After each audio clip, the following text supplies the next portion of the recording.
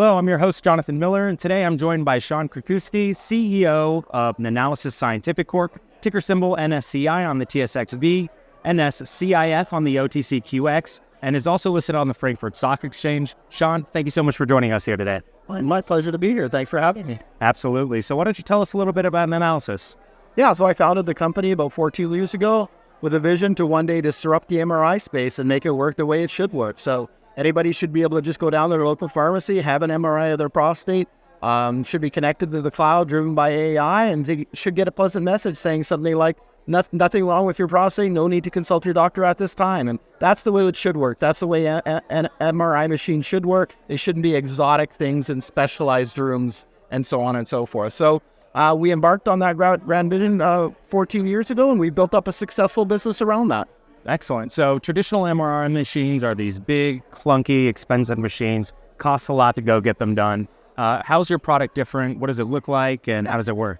Well, you're totally right. They are big and clunky and expensive, and they use liquid helium to keep the superconducting magnets cool. So everybody knows that part of the story. The part of the story that most people don't know is that MRI machines aren't just used in hospitals on human beings. They're also used for industrial analysis, right? And pharma companies, food companies that want to test the various compounds and determine exactly what's in there and so on. So those big machines for that those industrial applications are what we miniaturized. And then we have a specific strategy to eventually get our machines used on human beings. So right now our products are cute little things that are the size of a toaster or the size of a microwave oven, and you put the test tube in them and you press a button and then you image the molecules that are in that substance of interest. So for example, you can determine how much the THC is in a cannabis oil. You can determine how much lithium is in a lithium brine pool. We sold over 1,000 of these things to real customers. Wow. And our customers use them for many different applications. We also do human medical imaging work, about trailing 12-month revenue, about $2 million. It's a small part of our $25 million revenue run rate that we're at now. But again, we have a specific strategy to build cute little machines that will one day be used for human beings. They'll be smarter, cheaper, and easier to use. That's fantastic. You touched slightly on the deployment. Where are these machines at right now? Yeah, so our biggest market is the United States, of course, and so about 50% of our business is done in the United States, but we also do very well in places like Germany, Japan, Canada, and also developing world like India and so on. By the way, in places like rural India or rural Chile, there are no liquid helium trucks driving around to keep superconducting magnets cool. So the fact that our machines don't use superconducting magnets and don't require liquid helium is a big growth driver for us in parts of the world where liquid helium is either impossible to get or very difficult to get. Wow. So it sounds like this is a very unique opportunity. Are there any competitors in the space? Do you have anybody you're going ahead with? For sure. We have one arch competitor. And if this is a private conversation, I'd mention who they were. No name. But it's a fabulous company, a tremendous amount of respect for them. We compete against them every single day all over the world.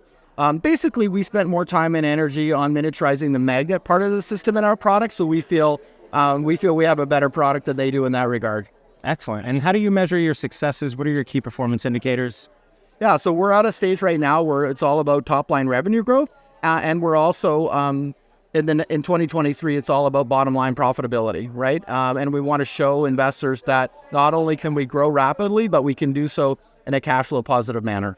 Excellent. And let's talk about your capital allocation strategy. Are you looking at M&As? Are you looking at reinvesting into R&D? What's that like? Yeah, so we went public about 2.5 years ago, and we raised quite a bit of money, and we did do some acquisitions, and we're in the process of digesting those acquisitions now. So those things are on hold, and it's all about proving the value that we've created.